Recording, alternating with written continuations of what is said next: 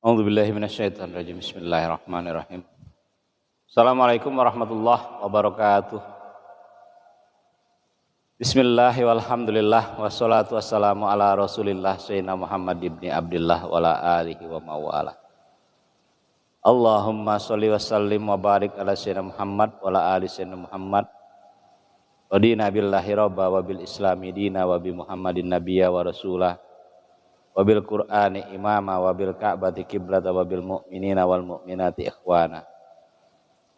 Allahumma ighfir lana wa li walidayna wa li abaina wa li ummahatina wa li ajdadina wa li jaddatina wa li asatizatina wa li muallimina wa li masyayikhina wa li ahbabina wa li ahlina wa li ikhwatina wa li ikhwanina wa li akhwatina wa li jami'il muslimina wal muslimat wal mu'minina wal mu'minat al ahya'i minhum wal amwat. Allahumma afina fi abdanina wa afina fi asma'ina wa afina fi absorina. Allahumma rzuqna rizqan katsira, Allahumma rzuqna rizqan katsira, Allahumma rzuqna rizqan katsira, Allahumma rzuqna rizqan katsira. Allahumma inna na'udzubika minal kufri wal faqri wa na'udzubika min adzabil qabri. La ilaha illa anta. Allahumma rzuqna fahman nabiyyin wa hifzul mursalin wa ilhamal malaikatil muqarrabin. Amin amin ya rabbal alamin.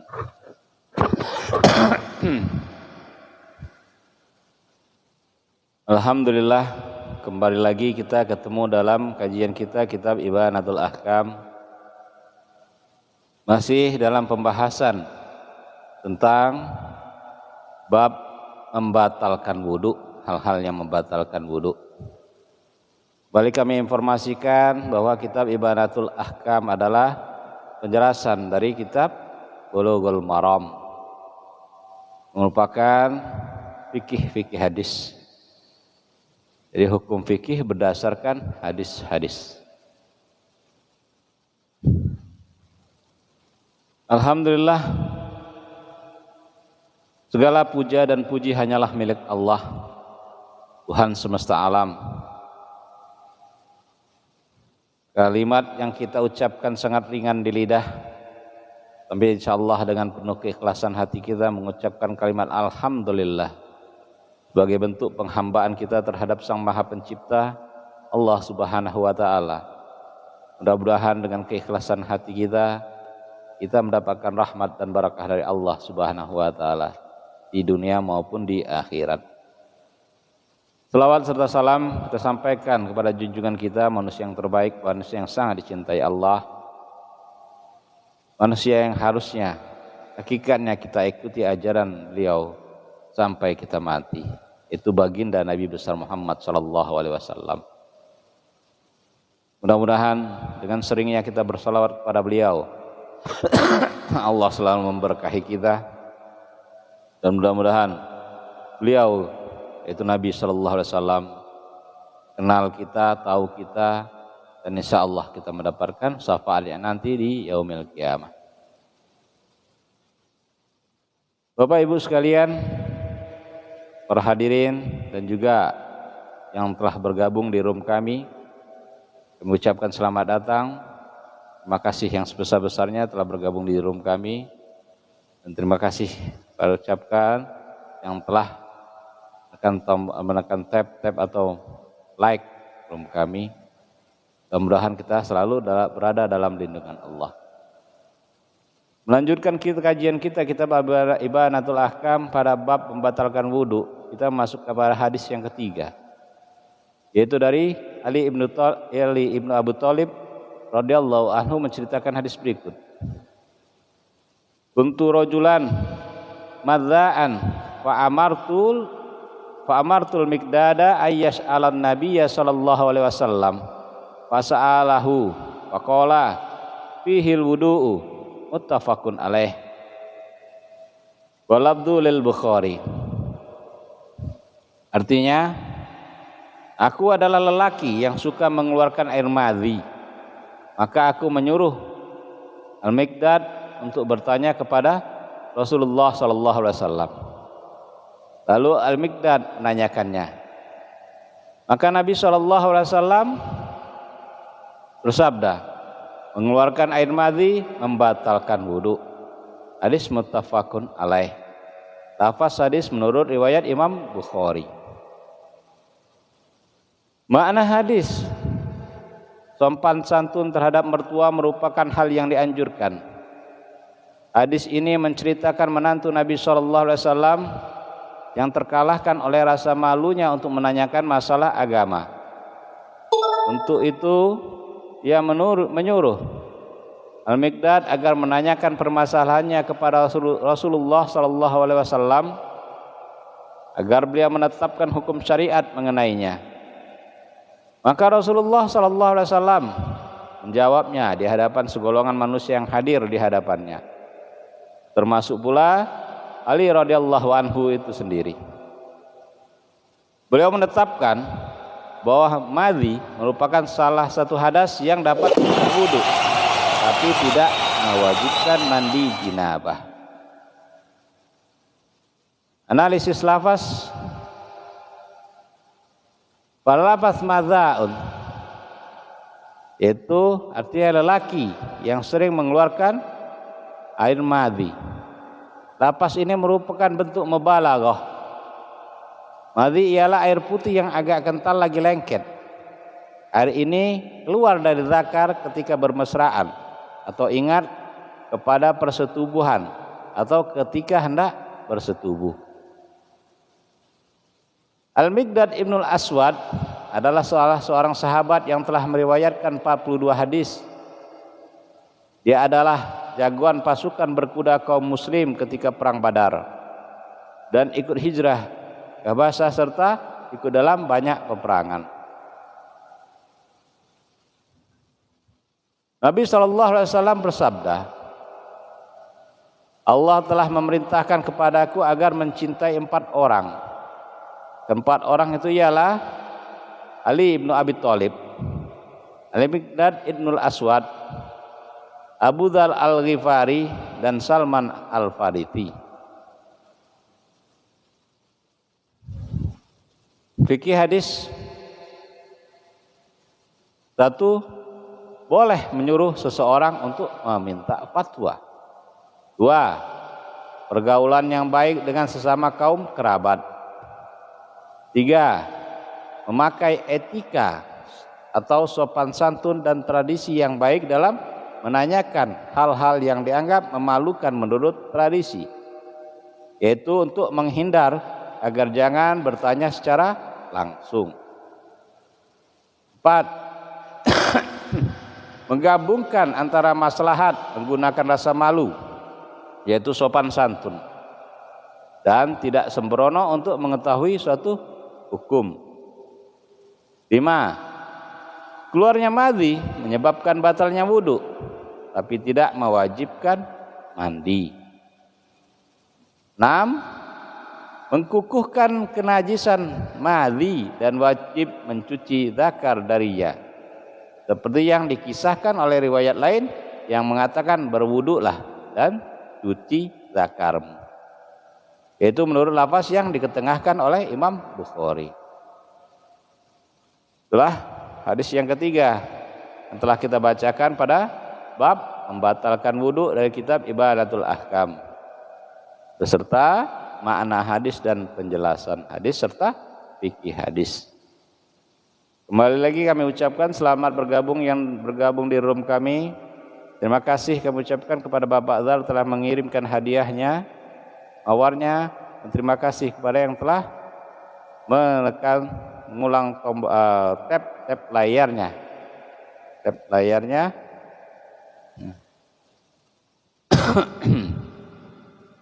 Kita informasikan kembali bahwa kali ini pertemuan kita adalah kajian kitab Ibanatul Ahkam. Dan kitab Ibanatul Ahkam yang artinya penjelasan hukum-hukum syariat. Kitab ini merupakan penjelasan dari kitab Bulughul Maram karya besar Imam Ibnu Hajar Al-Asqalani. Kalaupun yang ada yang ingin bertanya silahkan tinggalkan di kolom komentar. Kita lanjutkan kembali kepada hadis yang keempat dalam bab membatalkan wudu. Hadis yang keempat ini adalah dari Ibu Aisyah radhiyallahu anha menceritakan hadis berikut.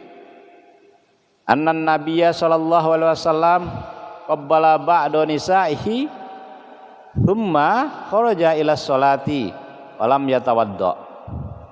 Akhrajahu Ahmad wa da'afahul Bukhari. Nabi sallallahu alaihi wasallam mencium sebagian salah seorang istrinya, kemudian keluar untuk sholat dan beliau tidak berwudu lagi. Hadis riwayat Imam Ahmad dan dinilai dhaif oleh Imam Bukhari. Makna hadis, Nabi kita adalah penutup para nabi dan para rasul. Karena itu tidak ada syariat lagi dan tidak ada pula wahyu yang diturunkan sesudahnya. Sekalipun semua tuntutan dan kondisi terus berkembang sesuai dengan tuntunan zaman dan perubahan-perubahannya, maka hikmah Allah Subhanahu wa taala telah menetapkan sebagai rahmat buat umat ini untuk membuka bagi para ulamanya lapangan yang luas untuk berijtihad, agar mereka berlomba dalam bidang penelitian dan praktik. Di antara masalah tersebut ialah mengenai orang yang mempunyai wudu lalu menyentuh wanita yang bukan muhrimnya tanpa penghalang. Di antara para ulama ada yang mengatakan tidak batal wudunya secara mutlak. Hujahnya ialah berdasarkan hadis ini yang menyatakan bahwa Nabi SAW telah mencium salah seorang istrinya, lalu beliau keluar untuk sholat tanpa berwudu lagi. Dia memahami pengertian al-lamas dalam firman Allah Subhanahu wa taala, Aula mastumun nisaa, al-ayah. An-Nisa ayat 43. Atau kalian telah menyentuh perempuan. Dengan pengertian bersetubuh bukan hanya sekedar menyentuh. Pengertian al-lamas di sini adalah pengertian bersetubuh bukan hanya sekedar menyentuh. Di antara mereka ada yang berpendapat bahwa hal itu merusak wudu secara mutlak, karena berdasarkan kepada makna lahiriah ayat di atas dan memahami hadis itu sendiri merupakan kekhususan bagi diri Nabi SAW, tidak untuk yang lain. Di antara mereka ada yang menempuh jalan tengah. Untuk itu ia mengatakan, itu yang menetapkan bahwa yang merusak wudu ialah bila persentuhan dilakukan dengan nafsu birahi. Jika tanpa nafsu birahi tidak membatalkan wudu. Jadi persentuhan berdasarkan atau dilandaskan pada nafsu birahi. Pendapat yang ketiga adalah membatalkan wudu. Tapi jika tanpa nafsu birahi tidak membatalkan wudu. Pendapat ini merupakan gabungan dari dalil yang ada seperti akan dijelaskan nanti dalam fikih hadis. Analisis lafaz. Dari lafaz hadis yang telah kita bacakan tadi, Nabi SAW mencium salah seorang istrinya. Urwah ibnu Zubair mengatakan, lalu aku berkata kepadanya, yaitu Ibu Aisyah radhiyallahu anha, tiada lain wanita itu hanyalah kamu sendiri. Maka Ibu Aisyah tertawa. Pada lafaz dhaiful Bukhari, hadis ini dinilai dhaif oleh Imam Bukhari. Sedangkan Imam Tirmidzi mengatakan, aku telah mendengar Muhammad ibnu Ismail al-Bukhari mendaifkan hadis ini, dan Abu Daud telah mengetengahkan hadis ini dari jalur At-Taimi melalui Ibu Aisyah. Tapi At-Taimi belum pernah mendengar sesuatu pun dari Ibu Aisyah, maka predikat hadis ini menurut Abu Daud adalah mursal. Fikih hadis 1. Menyentuh wanita dan menciumnya tidak membatalkan wudu menurut pendapat Imam Hanafi, Imam Abu Hanifah. Imam Syafi'i mengatakan menyentuh wanita lain tanpa memakai penghalang membatalkan wudu. Menurut Imam Ahmad dan Imam Malik, menyentuh dengan nafsu birahi merusak wudu atau membatalkannya. 2.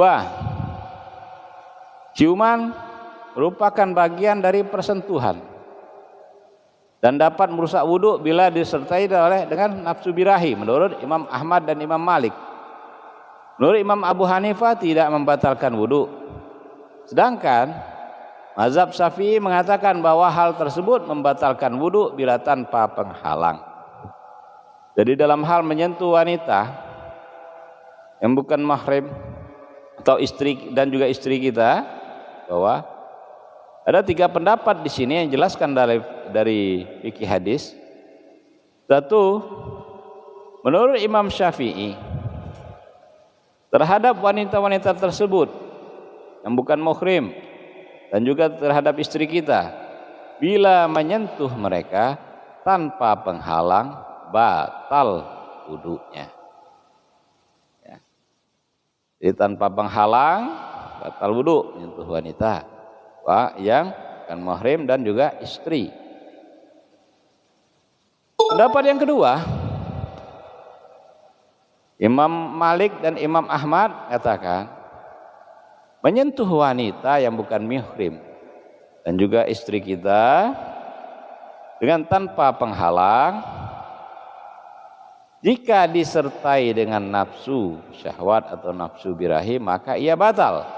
Sedangkan persentuhan yang tidak disertai dengan nafsu birahi atau nafsu syahwat maka tidak batal. Sedangkan menurut Imam Abu Hanifah atau Imam Hanafi, berdasarkan fikih hadis yang telah dikemukakan dalam kitab Ibanatul Ahkam ini, menurut Imam Hanafi menyentuh wanita tidaklah batal. Ya. Selamat bergabung di room kami. Kembali kami informasikan bahwa saat ini kita masuk dalam kajian kita kitab Ibanatul Ahkam pada bab membatalkan wudu. Kita lanjutkan ke hadis yang kelima pada bab membatalkan wudu ini. Dari Abu Hurairah radhiyallahu anhu menceritakan hadis berikut, bahwa Rasulullah sallallahu alaihi wasallam pernah bersabda, "Idza wajada ahadukum fi batnihi syai'an wa askala alaihi akhraja minhu syai'un amla fala yakhrujanna minal masjid hatta yasma'a sautan au yajida rihan." Akhrajahu Muslim.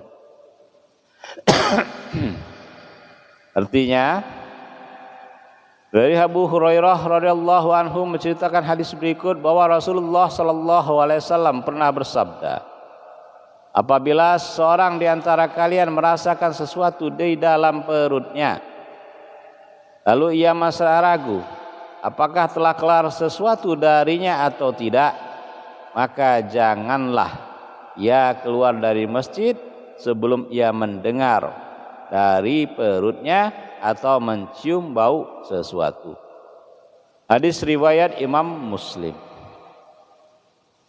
Makna hadis, ragu, sesuatu yang meragukan, hal yang dianggap ialah berdasarkan keyakinan seperti melalui pendengaran dan penciuman. Dari pengertian ini lahir suatu kaidah yang termasuk kaidah agama yang penting seperti ditunjukkan oleh hadis ini.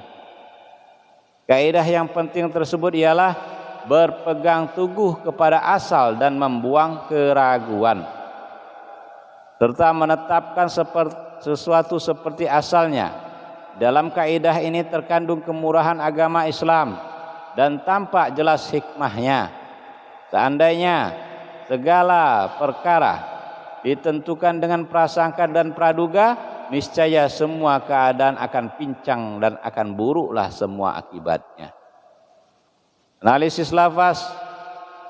Pada lafaz hadis yang telah kita bacakan tadi, pada lafaz idza wajada ahadukum, artinya apabila seseorang dari kalian merasakan fi batnihi syai'an, di dalam perutnya ia merasakan sesuatu. Hal ini merupakan kata sindiran yang pengertiannya tertuju kepada kentut dan lain-lain yang keluar dari perut. Berlafaz fa askala alaihi, maka ia merasa ragu, sulit menentukan apakah telah keluar sesuatu dari perutnya atau tidak.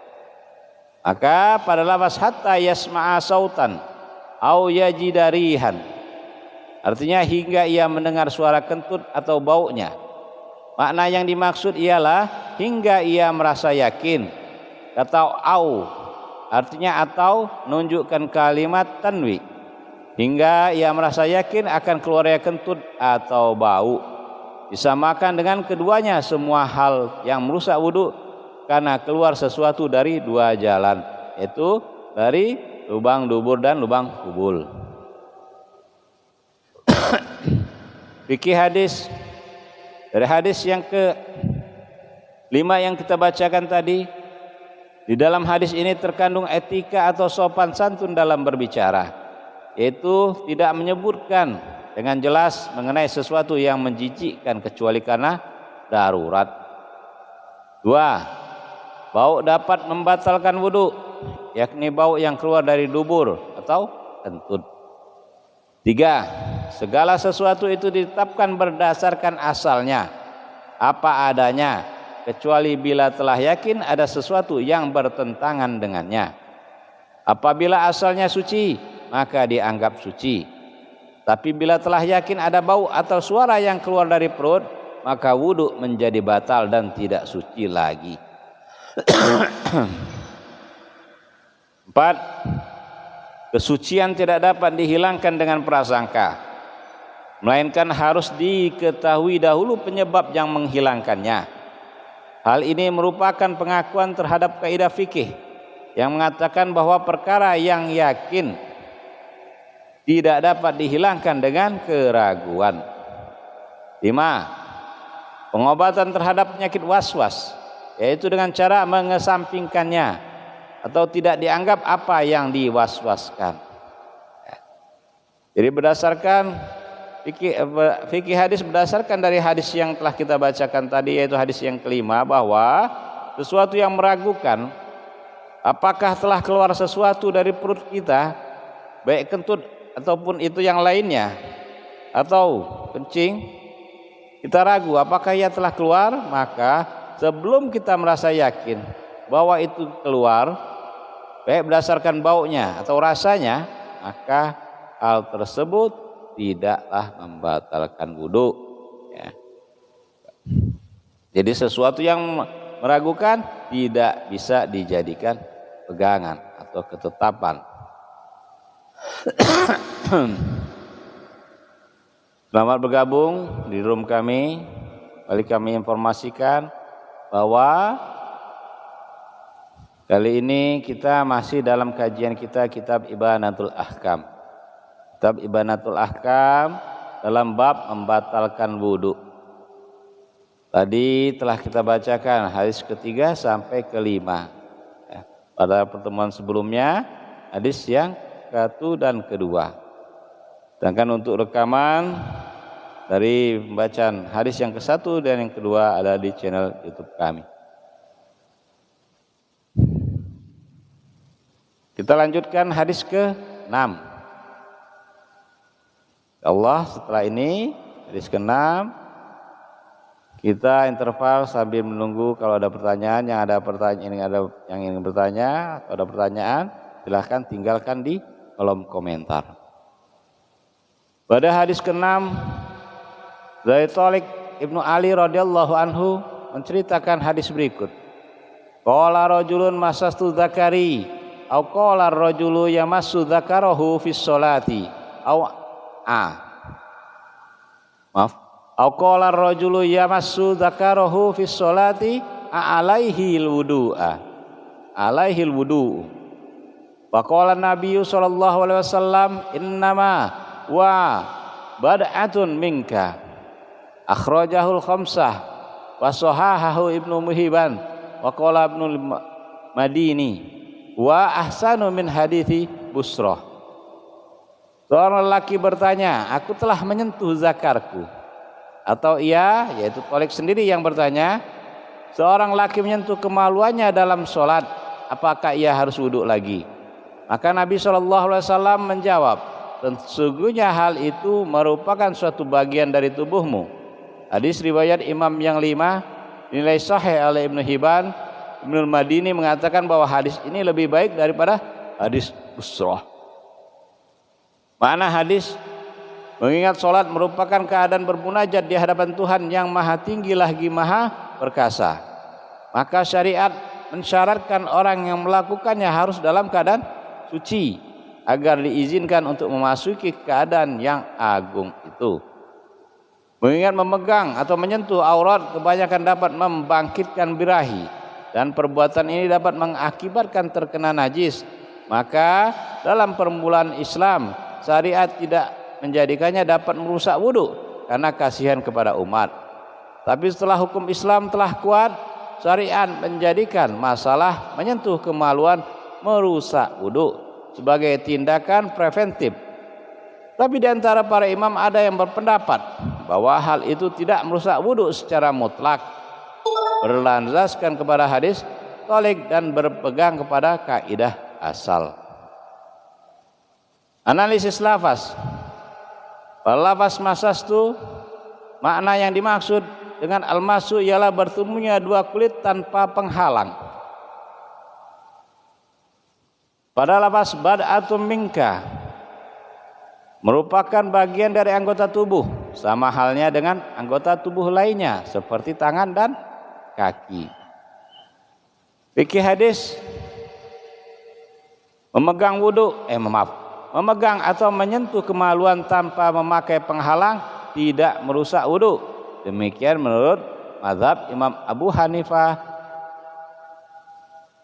Sedangkan Imam Ahmad dan Imam Malik serta Imam Syafi'i mengatakan apabila pegangan dilakukan dengan bagian dalam telapak tangan atau dengan ujung jari jemari tanpa memakai penghalang membatalkan wudu.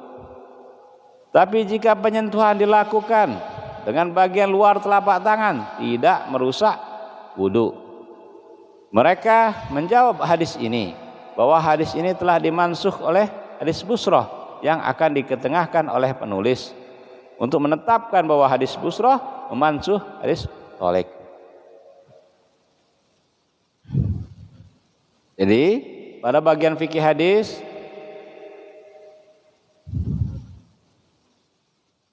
menurut Imam Abu Hanifah atau Imam Hanafi, menyentuh kemaluan tanpa memakai penghalang tidaklah membatalkan wudu. Tapi menurut pendapat tiga mazhab yang lain, yaitu Imam Ahmad, Imam Malik, dan Imam Syafi'i, bahwa menyentuh kemaluan dengan bagian dalam telapak tangan,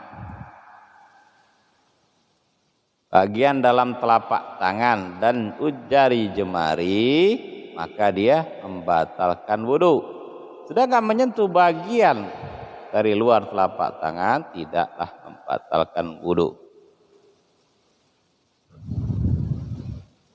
Orang yang mengetengahkan hadis Imam Khamsah atau Imam yang 5 yaitu Imam Ahmad, Imam Abu Daud, Imam Nasai, Imam Tirmidzi dan Imam Ibnu Majah. Lanjutkan pada hadis yang ke-7. Ya. Dari Busrah binti Sofwan radhiyallahu anhu menceritakan hadis berikut, bahwa Rasulullah sallallahu alaihi wasallam pernah bersabda, "Man massa dzakarahu falyatawadda." Akhrajahul Khamsah wa sahahu Tirmidzi wa Ibnu Hibban wa qala al-Bukhari wa asahu syai'in fi hadzal bab. Artinya barang siapa yang memegang kemaluannya hendaklah ia berwudu. Riwayat Imam yang 5 yaitu Imam Ahmad, Imam Abu Daud, Imam Nasai, Imam Tirmidzi dan Imam Ibnu Majah. Dan dinilai sahih oleh Imam Tirmidzi dan Imam Ibnu Hibban.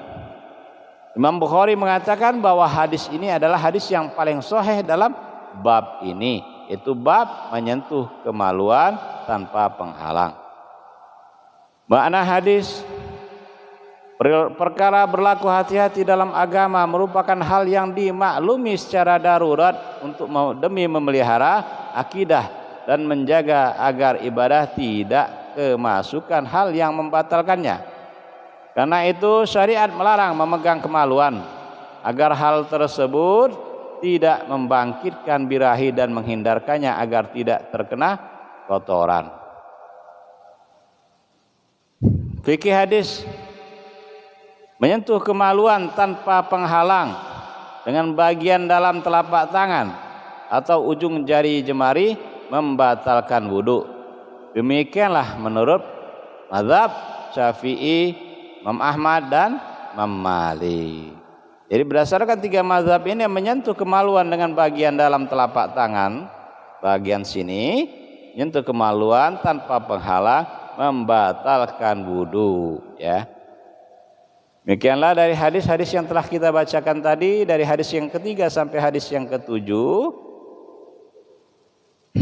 tentang bab membatalkan wudu. Allah akan kita lanjutkan lagi hadis yang ke-8 dan hadis-hadis selanjutnya. Sementara kami berikan kesempatan bagi yang ingin bertanya, silahkan tinggalkan di kolom komentar, ya. Silahkan tinggalkan di kolom komentar. Dan sambil menunggu pertanyaan-pertanyaan dan sebelum kita lanjutkan, marilah kita dengarkan selawat Nabi, ya. Ya, silakan Bapak Ibu yang telah bergabung dalam di room kami ini ingin bertanya tentang hal-hal apa yang telah kita jelaskan tadi dari kitab Ibanatul Ahkam. Kalau ada yang ingin berkomentar, kami persilahkan. Ya, silahkan.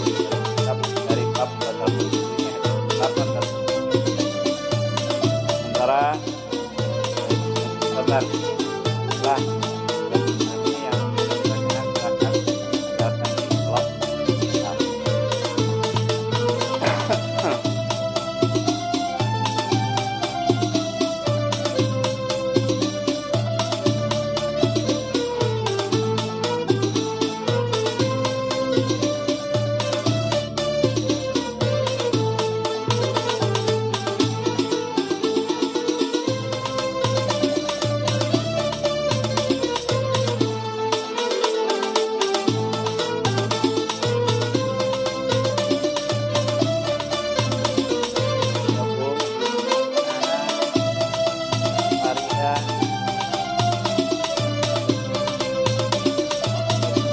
Ya. Udah.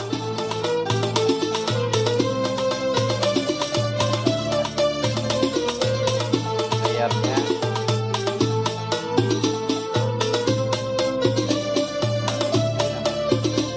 Kan. Mai. Bukan non. Buat orang. Gabung pada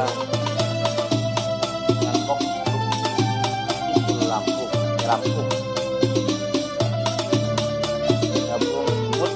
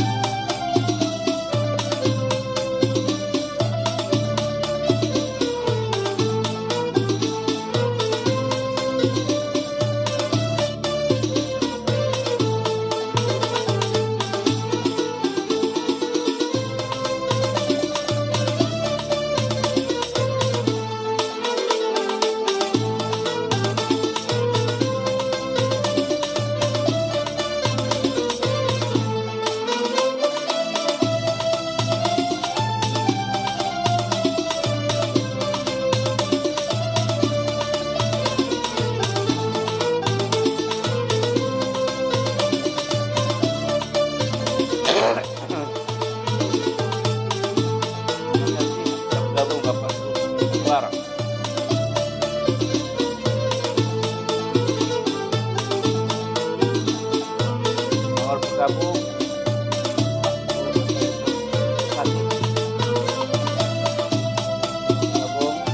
Bayu bergabung Elia dan Fatia menginformasikan yang para Bayu baru bergabung pada pagi ini bahwa kita berada dalam kajian secara terlahkam kajian Islam. Kajian kita terlahkam adalah pembahasan syariah dan merupakan juga penjelasan dari kitab Bulughul Maram karya dari Imam Hajar Al-Asqalani. Jelaskan bagaimana hukum ini dari yang telah disampaikan oleh Al-Asqalani. Bersama-sama bergabung juga kepada Buddha, Khairi Akidah, Ibu Rismawati dan Iman Walaupun ya Allah mudah-mudahan yang telah bergabung kami bergabung di sini walaupun besar kita doakan bersama barakallahu fina wa fikum. Semoga Allah memberkahi hidup kita dan hidup kalian. Kita bersama bergabung juga pada Maisra. Kita bergabung juga pada Zikri. Selamat bergabung mengucapkan hari ini merupakan hari ini Maulid Nabi Sallallahu Alaihi Wasallam. Mudah-mudahan terus kita sebagai umat Islam, umat Muhammad, selawat kepada Rasulullah dapat bermanfaat beliau kiamat. Selamat bergabung juga kepada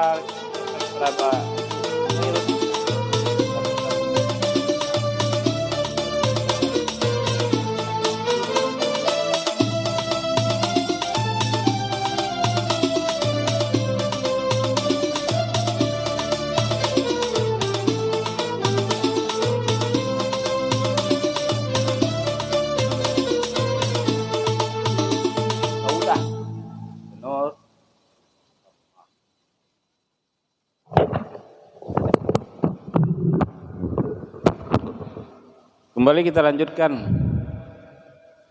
kajian kita kitab Ibanatul Ahkam. Mari kita masuk ke hadis yang ke-8. dalam bab membatalkan wudu, hal-hal yang membatalkan wudu.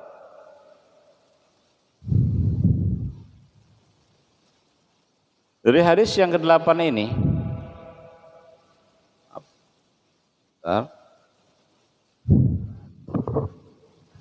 dari Ibu Aisyah radhiyallahu anha menceritakan hadis berikut, bahwa Rasulullah sallallahu alaihi wasallam pernah bersabda, "Man asobahu qai'un au ru'afun au qolasun au madhyun falyatawadda tsummal yabni ala sholatihi wa huwa la yatakallam." Akhrajahu Ibnu Majah wa dha'afahu Ahmad wa ghairuhu. Barang siapa yang terserang muntah besar, mimisan, muntah kecil atau mengeluarkan madhi dalam sholatnya, hendaklah ia berwudu, kemudian lanjutkanlah sholatnya, sedangkan ia tidak boleh berbicara. Hadis riwayat Imam Ibnu Majah, tapi dinilai dhaif oleh Imam Ahmad dan lain-lainnya.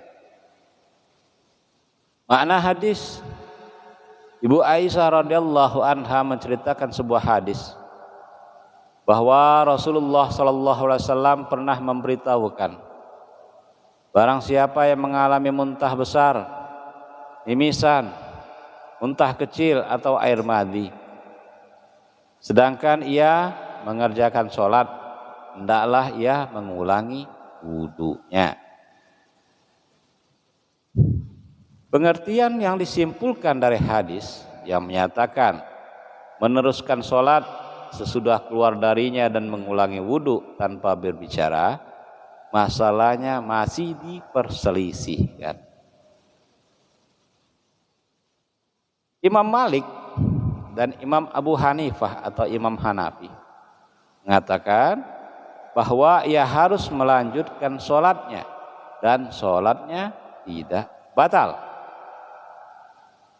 tapi dengan syarat hendaknya ia tidak mengerjakan hal-hal yang merusaknya, seperti yang disimpulkan oleh hadis melalui sabda ya Rasulullah, janganlah berbicara. Imam Syafi'i di dalam Qaul Jadid atau pendapat terbarunya, dan Imam Ahmad mengatakan bahwa hadas merusak sholat karena berlandaskan kepada hadis Thalik Ibnu Ali berikut ini.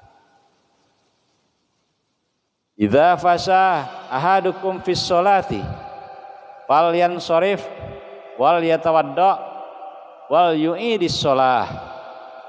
Apabila seseorang di antara kalian kentut dalam sholatnya, hendaklah ia keluar dari sholatnya dan berwudu, lalu mengulangi kembali sholat. Analisis lafaz.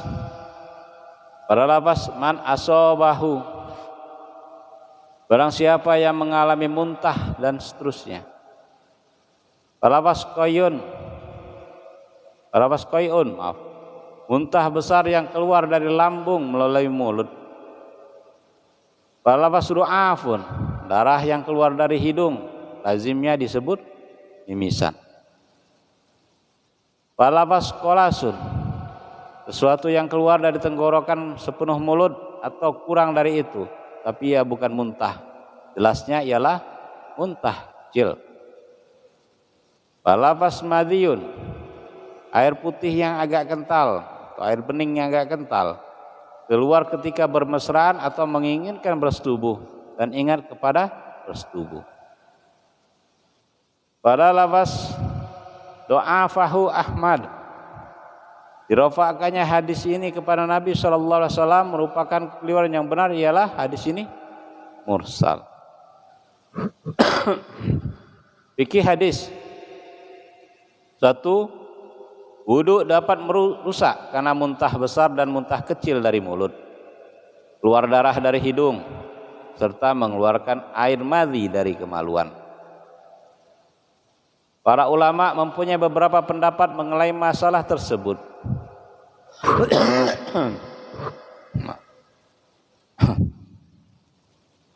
Mazhab Syafi'i dan mazhab Maliki berpendapat bahwa muntah besar dan muntah kecil tidak membatalkan wudu. Kalangan mazhab Hanafi mengatakan bahwa sesuatu yang memenuhi mulut dari keduanya dapat merusak wudu. Sedangkan yang tidak sepenuh mulut tidak membatalkan wudu. Tapi Imam Ahmad membedakan antara muntah besar dan muntah kecil. Untuk itu ia mengatakan bahwa sesungguhnya muntah kecil tidak membatalkan wudu secara mutlak. Begitu pula sedikit muntah. Tapi jika banyak membatalkan wudu. Adapun mengenai darah yang keluar dari badan secara mutlak, Imam Ahmad mengatakan bahwa hal tersebut membatalkan wudu. Imam Hanafi atau Imam Abu Hanifah mengatakan membatalkan wudu, tapi dengan syarat hendaknya darah mengalir. Mazhab Maliki mengatakan bahwa keluarnya darah dari tubuh tidak merusak wudu. Begitu pula kalau keluar dari dua jalan, tapi bebas dari air seni dan kotoran. Imam Syafi'i membedakan darah tersebut. Untuk itu ia mengatakan keluarnya darah selain dari dua jalan tidak membatalkan wudu. Jika darah keluar dari dua jalan, ya membatalkan wudu. Maksud darah keluar dari dua jalan adalah lubang dubur dan lubang kubul. Itu lubang kencing dan lubang keluarnya hadas besar, hajat besar.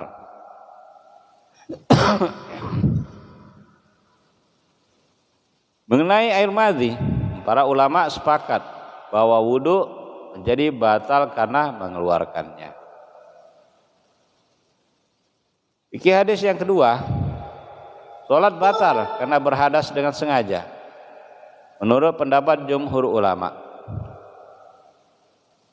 Imam Malik dan Imam Hanafi berpendapat apabila hadas memaksanya, sedangkan ia tidak sengaja mengeluarkannya, maka sholatnya tidak batal. Tapi dengan syarat hendaknya ia tidak mengerjakan perbuatan yang merusak sholatnya.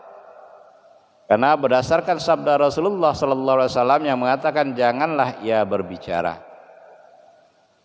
Imam Syafi'i dan Imam Ahmad berpendapat sesungguhnya hadas mewajibkan sholat diulangi kembali dari semula.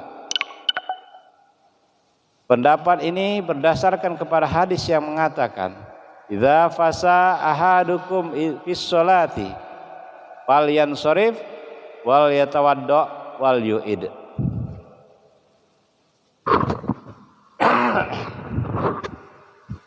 Apabila seseorang di antara kalian kentut dalam sholat, hendaklah ia membatalkan sholatnya, lalu berwudu dan mengulangi sholatnya. Jadi dalam hal yang membatalkan wudu tadi, apabila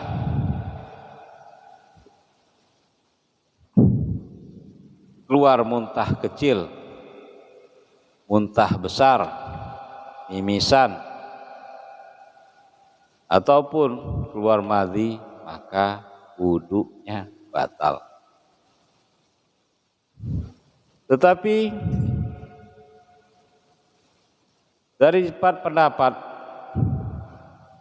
muntah kecil, muntah besar, muntah kecil dari mulut, keluar darah setelah hidung, dan mengeluarkan air madhi dari kemaluan, bahwa wudunya menjadi batal.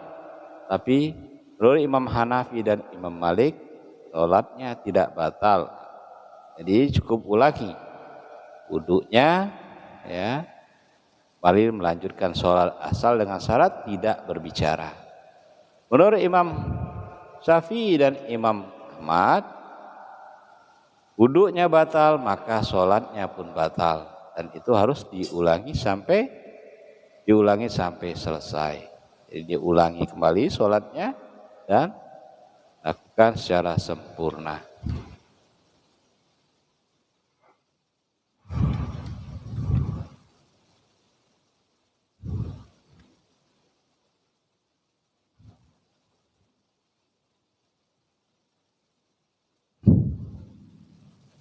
Sekianlah dari hadis-hadis yang kita bacakan. Yang terakhir kita bacakan hadis yang ke-9. Selamat bergabung di room kami yang telah bergabung. Ada pertanyaan, silahkan tinggalkan di kolom komentar. Silahkan tinggalkan di kolom komentar dari hadis yang telah kita bacakan tadi. InsyaAllah dalam pertemuan yang selanjutnya kita masuk dalam pembacaan hadis yang ke-9 dan seterusnya. InsyaAllah sampai akhir bab membatalkan wudu. Untuk sementara kita nikmati nada instrumental dari Mahalul Qiyam. Sambil menunggu, kalau ada pertanyaan silahkan tinggalkan di kolom komentar. Terima kasih yang telah bergabung di room kami. Ada Bapak Bayu atau Ibu Bayu Kafur, ada juga Bapak Ahmad Fikri, Mama Lazaya, Campo di Tailing, selamat bergabung di room kami.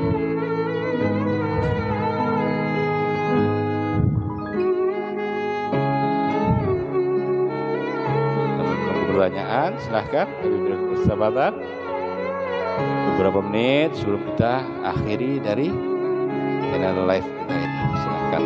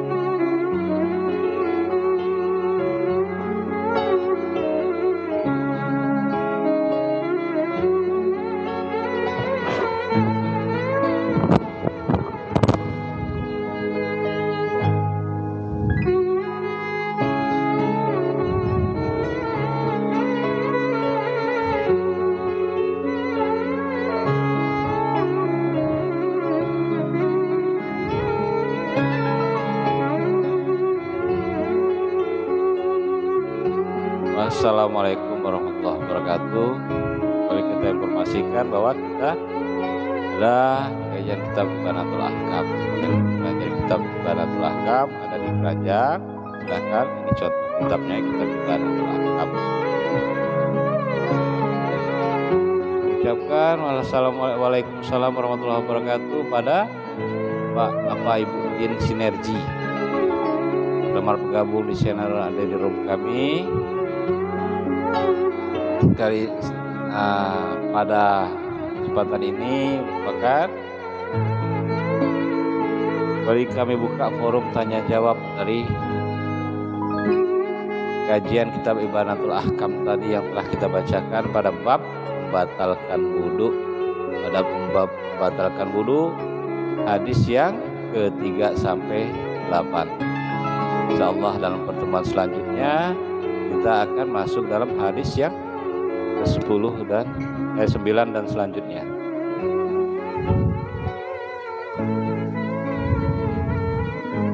Yang ingin belanja kitab Ibanatul Ahkam, Waalaikumsalam warahmatullahi Bapak Ibu Bapak Hidien Sinergi ya. Terima kasih yang telah menekan tab layarnya yang menyukai Bapak ya, Bapak Hidien Sinergi.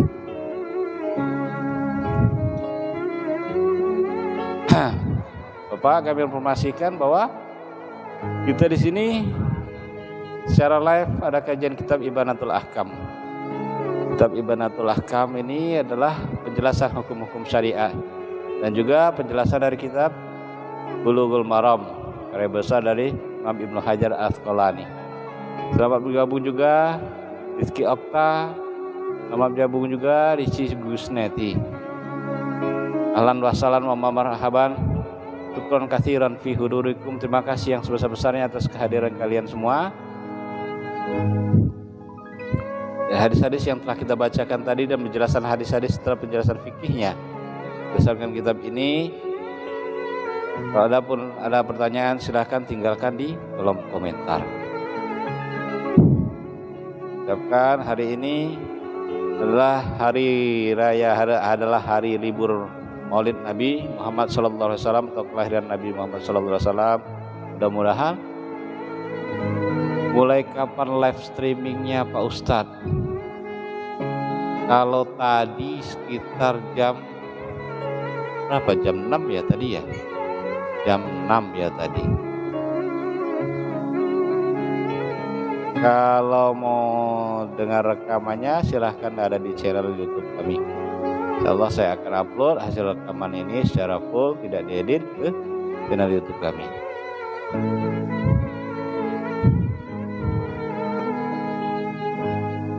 Dan biasanya insyaallah pagi ya, setiap pagi kita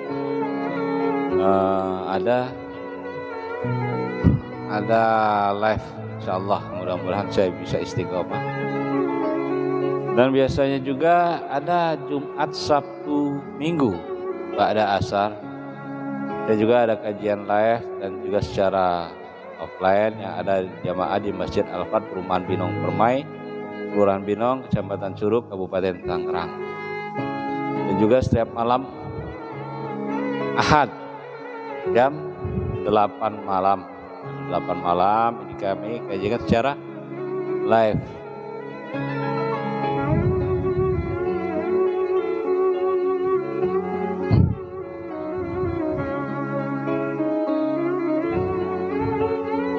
Setelah malam minggu itu di musola Unwanul Falah, masih di Kelurahan Binong, Kelurahan Binong, Kecamatan Curug, Kabupaten Tangerang. Tapi kitabnya Bulughul Maram. Jadi di sana sambil belajar baca kitabnya, menerjemahkan kitabnya, juga insyaallah dalam penjelasannya kita tetap memakai kitab Ibanatul Ahkam.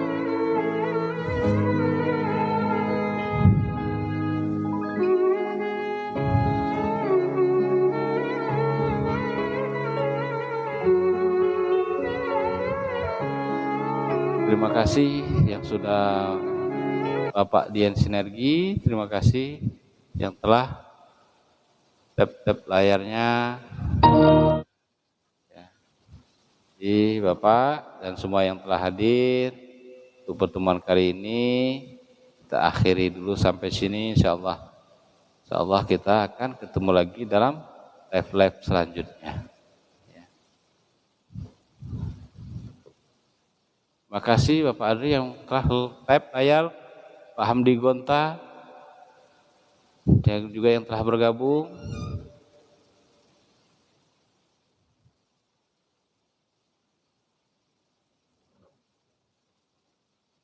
Jadi kami ucapkan terima kasih kepada semua yang telah support kami dalam kajian kitab Ibanatul Ahkam ini. Untuk itu pada pertemuan kali ini kita akhiri dulu. Allahumma arinal haqqa haqqa warzuqna tiba'ah wa arinal batila batila warzuqna tinabah. Subhanakallahumma wa bihamdik nasyhadu an la ilaha illa anta nastaghfiruka wa natubu ilaik. Al-afu minkum wassalamualaikum warahmatullahi wabarakatuh.